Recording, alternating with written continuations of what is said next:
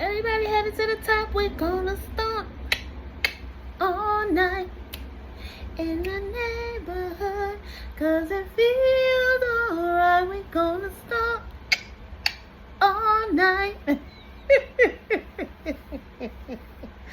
Welcome everybody, Nickie Brown here, no matter where you are and no matter what part of the world you're in. I hope that you're having a good day. And I do want to thank you for watching. I do have conditioner in my hair, so this is what you're getting right now. And it's all good. So, wanted to talk a little bit about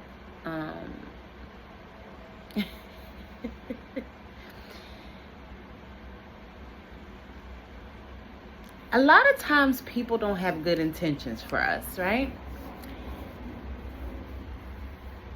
And you may know it and you may not know it. But a lot of times,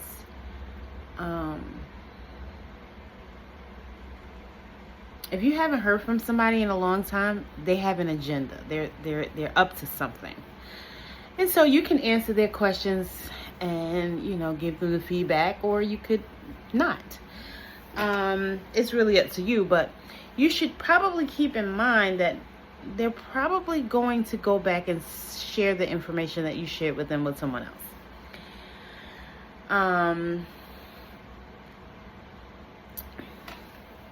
A lot of people are very disingenuous.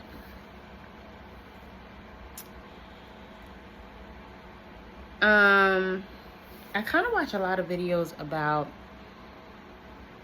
on YouTube about like relationships and how people are. And I was sharing some of those things with someone yesterday, and the person was like, really? And sometimes we do have a tendency to maybe be a little bit naive.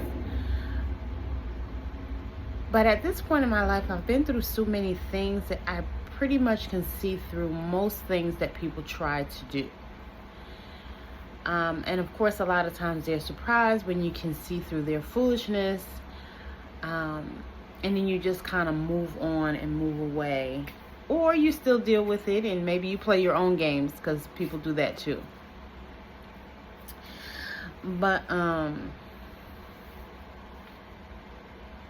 not sure if that's necessarily the best way to handle it, right? To just repeat the same behavior. Because obviously, if you have to do that, that means one or both of you don't really like each other. And so now you're just playing mind games. And then sometimes those types of situationships will actually turn into a relationship. But then the two people will realize they don't even like each other because they weren't in it for the right reasons to begin with. So that's kind of a lot to unpack, right? But, sometimes, again, people have an agenda. They do what they want to do, and they don't want to hear anything about consequences or anything like that, because they feel like they're justified, or they normalize it because it's really just about them getting what they want. Whether it be to put their meat in a hole or to put some money in their pocket or whatever the case may be. People will manipulate or even be controlling. And so then you have, on the flip side, the person who may be the receiver of this mistreatment or unrighteous behavior. Now they feel like they need to protect themselves. And in doing so, they're guarded. Right? And so once this person has their guard up, not knowing the true intentions of this other person, they're just watching and they're mindful of, what's going on. Whereas the other party involved may be thinking that, oh, we're getting close, we did this and we did that. And the other person's just like, waiting it out, sometimes even waiting for the other shoe to drop. Which is not good, because sometimes our thoughts become things.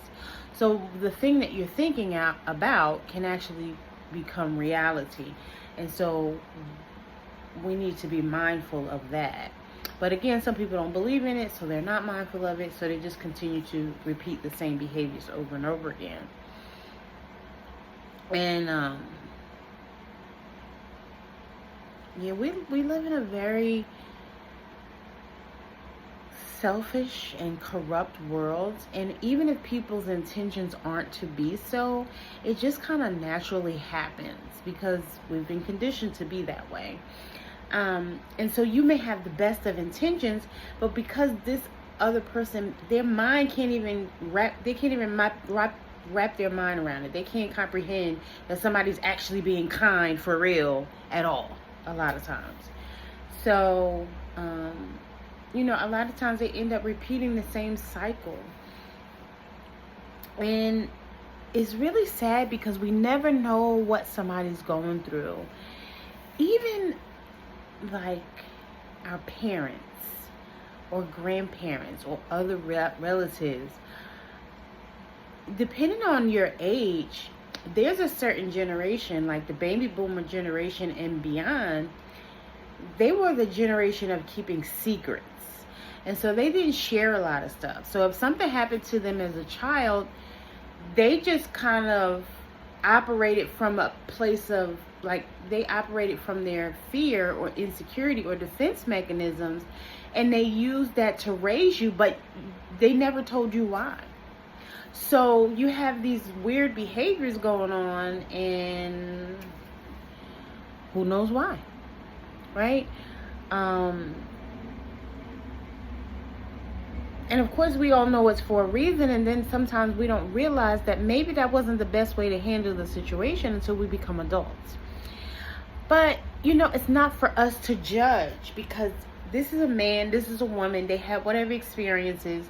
Like I said, 9 times out of 10, they didn't share it, and now they're in society working, raising kids, in some type of relationship, whether it be marriage, living situation, or not a living situation, whatever it is, right? And this doesn't have an effect on, on their offspring. And a lot of times people say, oh, well, that happened a long time ago. What difference does it make? Oh, just move on from it. But it's not always that easy to just move on from it, right? And coming from someone who has had therapy, I've not been helped by therapy. I've not felt that therapy has ever helped me. And the reason I say that is because I really don't think they give you tools. They just kind of sit and listen to you. Right now with life coaching, I was given tools. However, if what you experienced was so traumatic, some of those tools need to be more advanced. If you're seeing a licensed clinical social worker, maybe you need to see a psychotherapist, right? Because that's going to take it to that next level. Because again, trauma is different from normal situations. Like if you had a situation, and a lot of times, especially if you had a situation where your parents weren't there, right? And you're sharing this story, and somebody will say, well, everybody gets into a disagreement with their parent. This is not that. It's not the same thing. We're not talking about you went to the grocery store and spent too much money on a steak, and so now your mom or your dad is upset and you don't understand why they're making a big deal of it. Or this is not you forgot to do something for and they made you. It's not anything normal, right? So what I'm referring to is when you don't have support. Now, everybody looks at support as different. If somebody lives with a person and the person is giving them money, some people see that as support, right? But if, say, it's the sibling of this same person, that other person might need words of affirmation, and the gift or the money means absolutely nothing. Not that it doesn't mean anything in a way that they're ungrateful, but it doesn't help them. It's not helpful to them. It's just money. Like, again, if they need you to say, I'm proud of you and you did a good job, and your response is, oh, well, nobody ever told me that, but here go this couple dollars, like, that's horrible. That makes that person think you're a horrible person, right? Even if they don't really act on it, but it's like, well, damn, I can't get any type of support. Because again, the type of your support is not what they need, right? To make them a better person or to make them happy.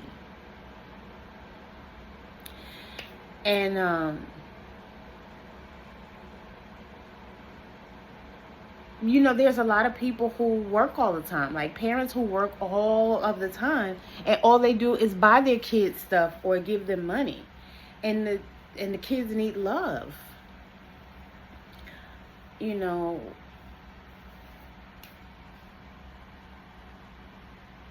again, not that they don't appreciate it, but what they need is beyond that. And so because you have those baby boomers where a lot of times the dad was there, but all he did was work. He didn't give them hugs and kisses. He didn't teach them how to play basketball, whether it be a boy or a girl. He didn't, he just worked. And the mother was there and she did what she needed to do, and that was just it. So, and sometimes the mother worked all the time. She was never home. So again, you have a lot of parents, they didn't meet the mental and emotional needs of the children. They didn't, give them what Dr. Frances Cresswell called lap time, which is hugs and kisses. And just allow the child to sit on their lap until the child was ready to get down. If, a lot of times the parents will say, oh, you're going to spoil the child. There's no such thing. That's a European concept that you've been conditioned to believe, and it's not true. And then because it's been beat into your head for so many decades and centuries, you'll still say, oh, well, I still believe that it's true, even though it's not. Right? Kids they need nurturing and love. When they're ready to get down, they get down. Usually when they're about 2 or 3 years old, they're ready to get down, and then you can't stop them from, exploring, because they're learning the world.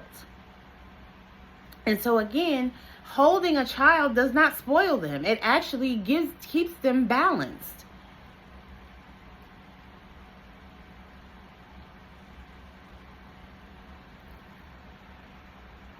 But we haven't been taught that. We've been taught like the complete opposite. And it's very challenging, and it's kind of disheartening to see certain things. But, there really isn't anything that we can do about it. And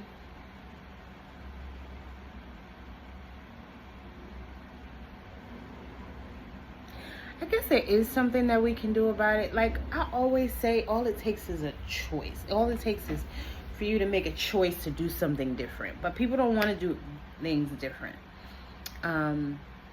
People want to continue to lie and be manipulative and be dishonest and block other people or stop other people because they have these man-appointed titles and they feel like it gives them power and control. And, that's the whole thing. That's what society has become. People either trying to gain control over other people, or people trying to maintain a sense of control in their own lives. Like, for example, a lot of women, well, not just women, a lot of people want to date, or they at least want to find somebody to have relations with or help them take care of bills or whatever it is. And so if you're in a situation where you don't want to do that, people think that it's weird. Yes, we are supposed to be open to love, right? But if you're someone who has made bad choices when it comes to love, and you don't feel like you trust yourself, or you just don't feel like the pool of candidates that are in your, in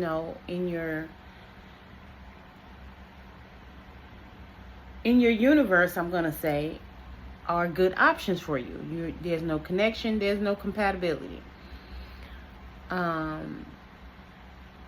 Or you may just feel like you want to work on yourself, right?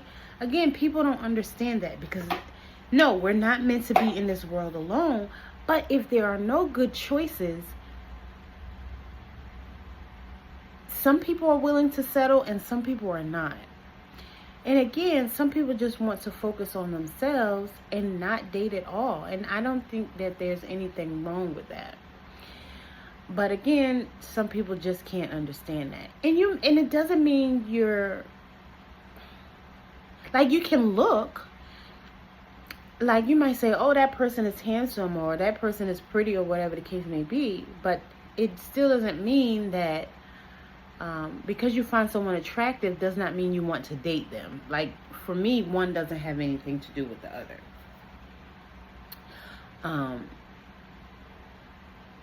Because, everybody's requirements in a relationship are different. And what some people are willing to put up with, some people are not willing to put up with. So,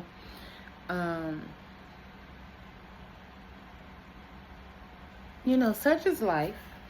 Life is about choices, and we do have a right to live this thing called life the way that we see fit, or want to, right?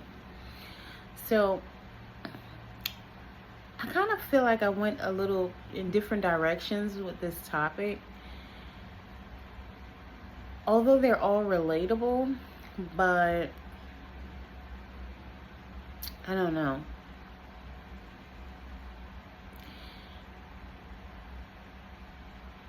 Life is just funny nowadays. It's just really different how times have changed so much, and there's so much corruption. Like I said, especially when people are in positions of power, and they'll stop you from being promoted just because they can, for no real rhyme or reason, but just because they can. They're insecure or they're jealous, and of course they'll deny that, because most people are not accountable and responsible for their actions. So just to be spiteful, a lot of times they won't choose you, they'll choose somebody else just because they can, because they want you to do well but not as good as them. And sometimes they don't want you to do well, or sometimes they just don't even care. But it's so sad, where we've come. And a lot of times people say, oh, well, that happened in the past. What difference does it make? The past shapes the future, whether you believe it or not. And sometimes people can't just let it go, even if they have had counseling or even a life coach, because the trauma that they experience at every life turn, these things come back up. And you have people who quote unquote let it go, but they really didn't let it go. And some of those people are in marriages and they're making their spouses miserable, because there's no such thing as really just let it go. You have to heal that, and you never stop healing. Healing is something that's ongoing till you leave here. Healing doesn't stop. It's ongoing, because you may do well for 10 years and then meet somebody or have a situation that triggers you.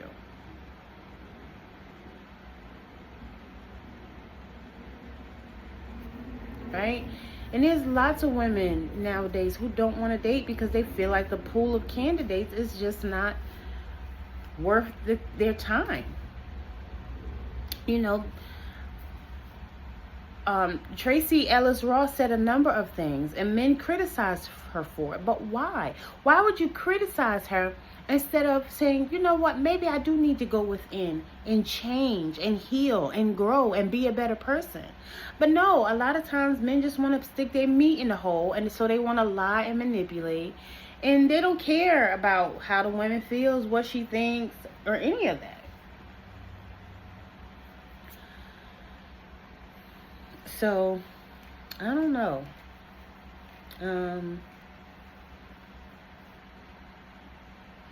I think that it's unfortunate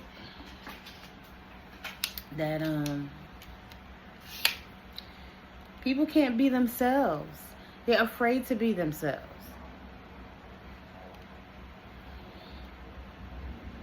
And so they come into the relationship with this representative, and then, you know,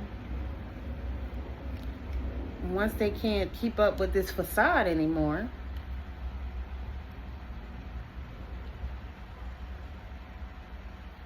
and then they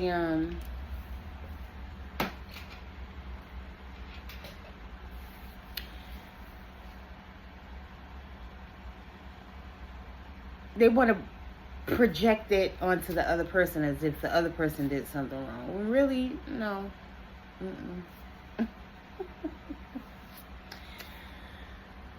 But anyway, like I said, I kind of went on a few different topics, but I don't know. I'm just so disappointed in the world, and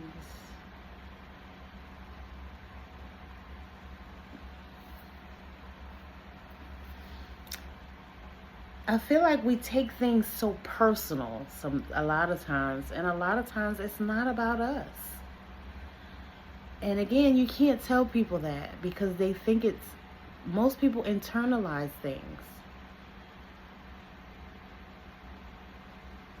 And you could call somebody and ask them for advice, and the next thing you know, they don't give you any advice. They're just talking about themselves.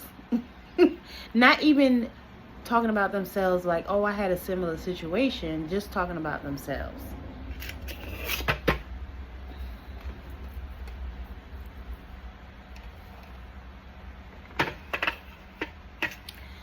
And then some people don't like to listen.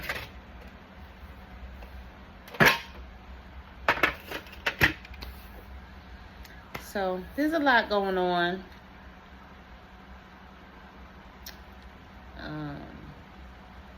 It makes it kind of challenging to deal with people.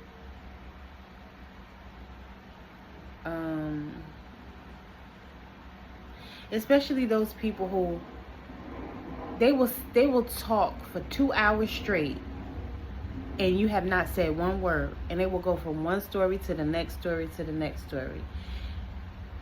They don't even,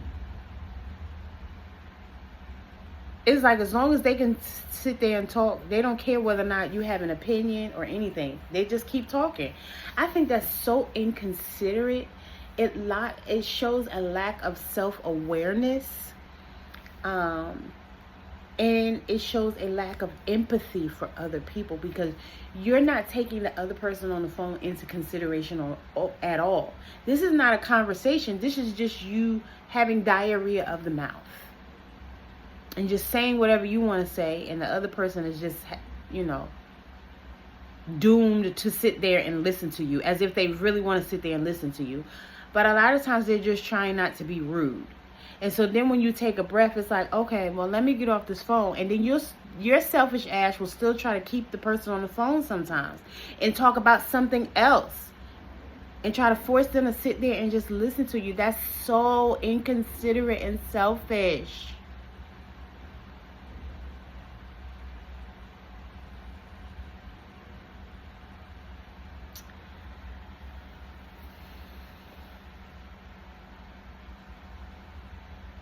And then when the other person gets ready to say something, you know, you kind of dismiss them and shut them down, and you don't want to hear it.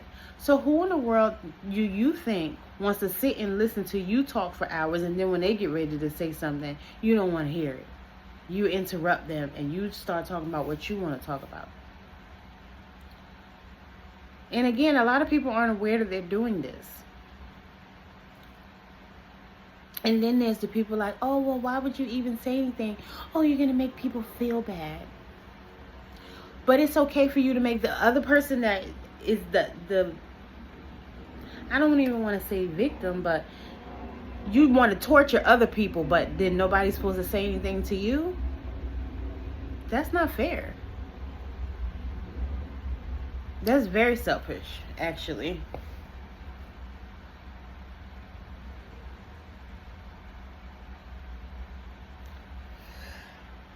But again, I digress. Don't forget to like, comment, share, subscribe. If you have any questions, comments, or concerns, please feel to put them below. And as always, I love you and I thank you for watching and listening. Later. Mwah.